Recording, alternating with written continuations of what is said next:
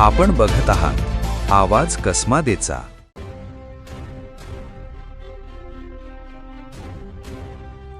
नाशिक जिल्ह्यातील विल्होळी शिवारात घडलेल्या खुनाच्या प्रयत्नाच्या प्रकरणाचा पोलिसांनी अवघ्या काही दिवसात छडा लावत आरोपींना अटक केली आहे। 13 एप्रिल 2026 रोजी सायंकाळच्या सुमारास नाशिक तालुका पोलीस ठाणे हद्दीत सूरजकुमार मोहनलाल सोलंकी या युवकावर अज्ञात महिला व पुरुषानं जीवघेणा हल्ला केला होता। मोबाईलवर झालेल्या वादातून हा प्रकार घडल्याचं समोर आलं होतं।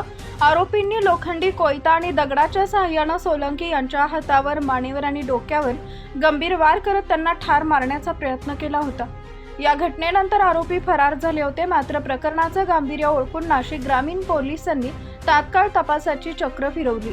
गोपनीय माहितीच्या आधारे पोलिसांनी संशयित महिला आणि तिच्या पतीचा माग काढत त्यांना नाशिक अहिल्यानगर सीमावर्ती भागातून ताब्यात घेतले। अटक करण्यात आलेल्या आरोपींमध्ये हनुमंत अण्णासाहेब शिंदे वय वर्ष 42 आणि साधना हनुमंत शिंदे वय वर्ष 37 यांचा समावेश आहे। पोलीस चौकशीत धक्कादायक माहिती समोर आली आहे। जखमी सूरज सोलंकी आणि आरोपी महिला साधना शिंदे यांची ओळख एका कंपनीत झाली होती। त्यानंतर सोलंकी हा साधना हिला ब्लॅकमेल करून अनैतिक संबंधाची मागणी करत होता। तसेच तिच्या कुटुंबाला जीवे मारण्याच्या धमक्या देत असल्याचा आरोप आहे। या त्रासाला कंटाळून साधना आणि तिचा पती हनुमंत शिंदे यांनी मिळून सोलंकी याला विल्होळी शिवारात बोलावून घेतले आणि त्याच्यावर जीवघेणा हल्ला केल्याची कबुली दिली आहे। सदर प्रकरणी दोन्ही आरोपींना अटक करण्यात आली असून न्यायालयानं त्यांना 2 दिवसांची पोलीस कोठडी सुनावली आहे। या गुन्ह्याचा पुढील तपास नाशिक तालुका पोलीस ठाण्याच्या पथकाकडून सुरू आहे।